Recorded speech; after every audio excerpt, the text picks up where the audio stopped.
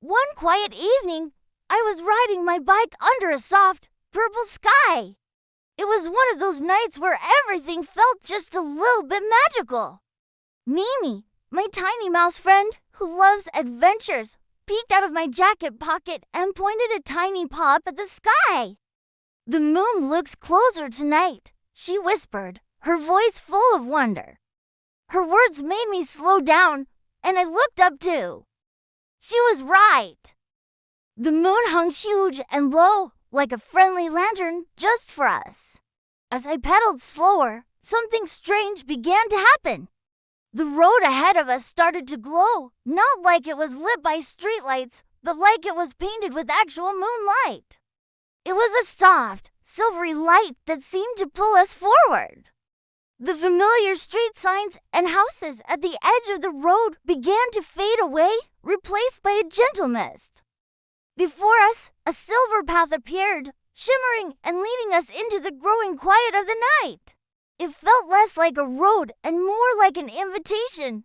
"I think the night wants us to follow," I said to Mimi, feeling a thrill of excitement.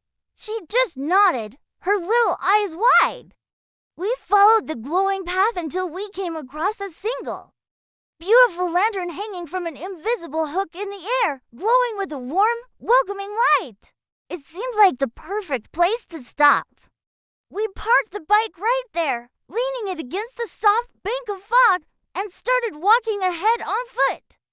The air was cool and smelled sweet, like night-blooming flowers and something else, something like starlight. As we stepped onto the silver path, the world around us completely transformed. It was like walking through a curtain into another place. The quiet street was gone, and in its place was a breathtaking night market, floating peacefully in the space under the enormous, watchful moon. This was the moon market. It was more beautiful than anything I could have imagined. Soft stalls, woven from what looked like clouds and threads of pure light, lined the path. They glowed gently from within, casting a soft, dreamy light all around us.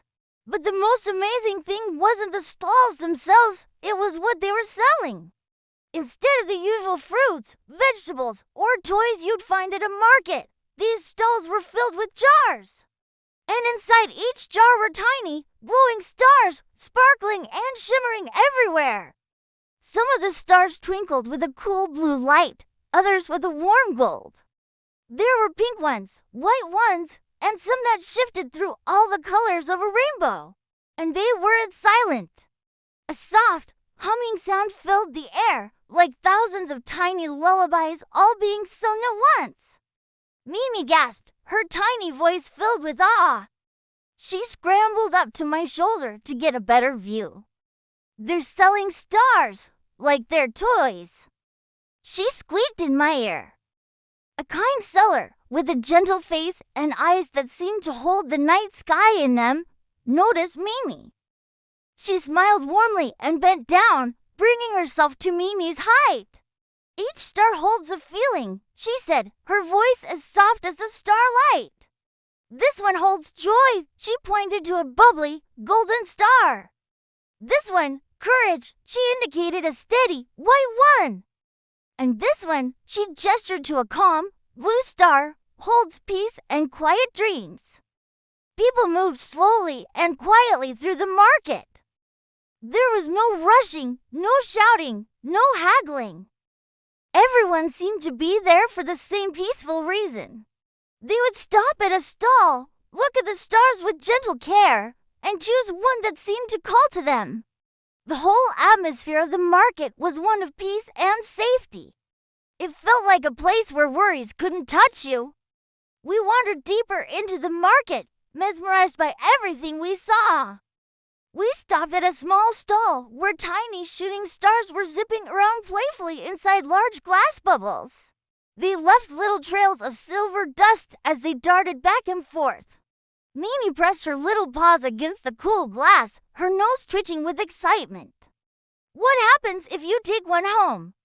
she asked the seller, a friendly-looking man with a long, silver beard.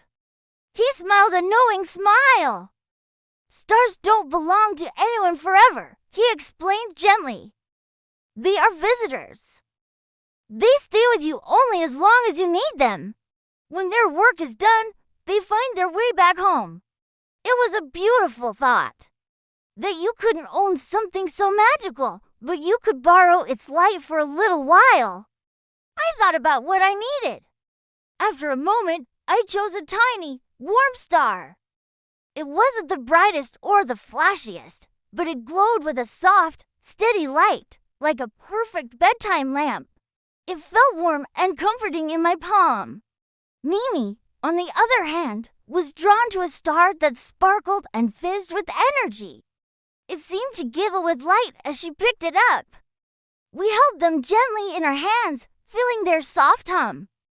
My star pulsed with a calm, steady warmth, while Mimi's vibrated with pure, simple joy. Just as we were admiring our new treasures, the moon, which had been our ceiling, rose a little higher in the sky. At that moment, a soft bell chimed, its sound echoing through the quiet market. It was a clear, pure tone that seemed to vibrate in the air.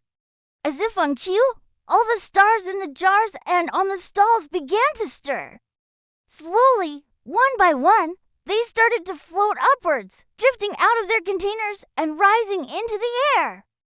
They floated like gentle bubbles, returning to their places in the vast, dark sky above. It was the most beautiful closing time I had ever seen.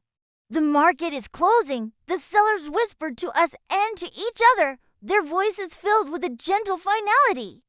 We waved goodbye to the kind sellers and the magical stalls. With one last look at the stars rejoining their celestial family, we stepped back onto the silver path that had brought us here. As we walked, the magical night began to fade, like a dream upon waking. The glowing road slowly turned back into a normal, familiar street. The cloud stalls and humming stars melted away, and the scent of night blooming flowers was replaced by the simple smell of damp earth and city air. When we reached our bike, it was leaning right where we left it, though the magical lantern was gone.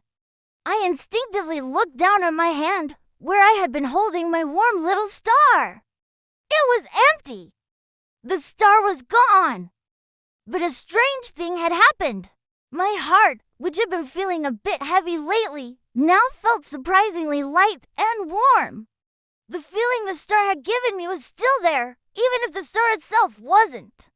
Mimi smiled up at me and gave a big yawn. I think the star stayed where it mattered most, she said wisely. I smiled back at her, understanding exactly what she meant. Some journeys don't leave you with souvenirs you can hold in your hand. They leave you with feelings you can carry in your heart. And under the quiet, familiar moon, we rode home, carrying the magic of the night with us. Thanks for listening to my story.